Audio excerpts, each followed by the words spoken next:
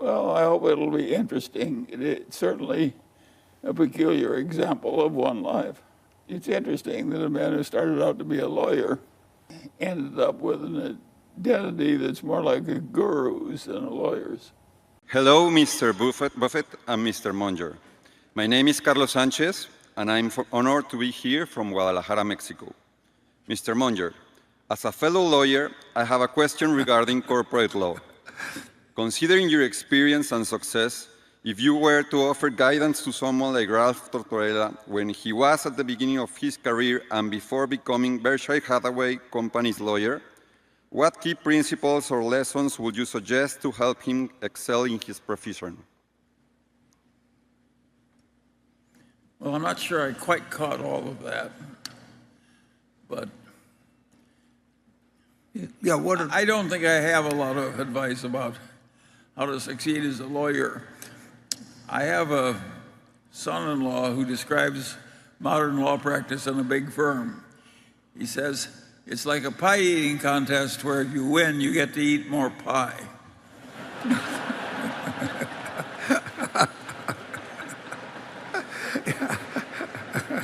And I advise you to avoid that kind of a law firm. Life is too short to just do nothing but eat pie. Yeah, Charlie has not practiced law since, what, 1964 maybe, or whatever it was, but 1962. 62. And Charlie has given me 4 or 5 pieces of advice that don't really come from his legal background, but because he knows the system so well and really did do quite well at Harvard Law School despite his taunting of teachers and a few things. He has given me 4 or 5 solutions on things that nobody else in the world would have given me, law firm or otherwise. And it's been within almost a nanosecond of when I described a problem to him, and he just gave me the answer that nobody else would have come up with. And I told you one of them last year, so I won't repeat it at this meeting. But we've got the best lawyer in the world, and Charlie, if it's something that really matters. There have been times when I've taken advantage of that. And Charlie didn't want to be a lawyer.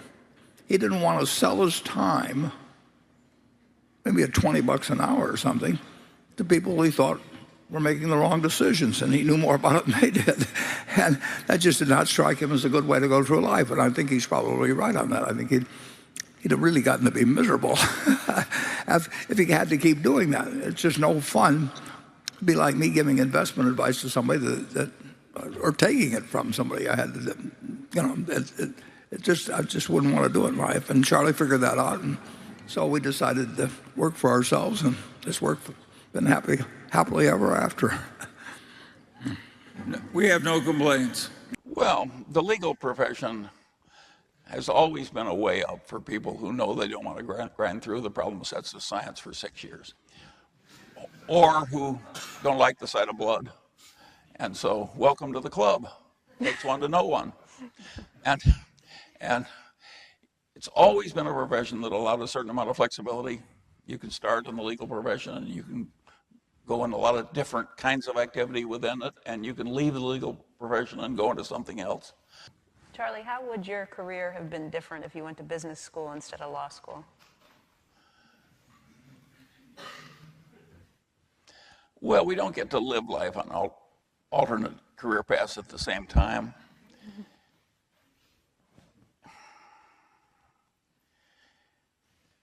And obviously, if I drifted into my present line of work at a younger age, I'd have more money now.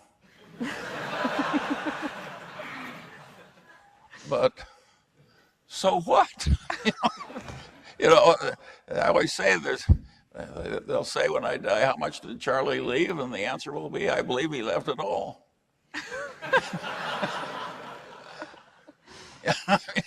In the end, piling it up is not such a big deal when you have to part with it in the end. And so I do not regret. Generally, I don't think regret is a good, it's like envy and resentment and a lot of other things. It should be generally, I don't have a lot of regrets that I could have done it differently or that I had a failed marriage or I don't second guess the past. I try and learn from the past and make decisions of the future, but I don't gnash my teeth. I expect that any human being is going to make a lot of dumb decisions.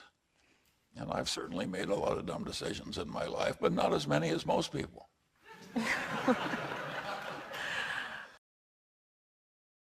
But part of your advice in life, I think, is to understand that change comes with life and adapt to it. And it's something I think about a lot in my own struggles with life. Everybody knows that. I could have done a lot better if I'd been a little smarter, a little quicker. What are you talking about? You've had success in everything you've done in life. What would you like to do differently? I might have had multiple trillions instead of multiple billions. Do you sit around thinking about this? What would you have done differently? Yes, I do think about it. Yes, I think a lot about what I nearly missed by being just not quite smart enough or hardworking enough. What would you have changed if you could go back and look at the last 100 years? Of course, it would be a cinch to go back and do it, knowing what was going to happen now. Yeah. I would be the richest man on earth.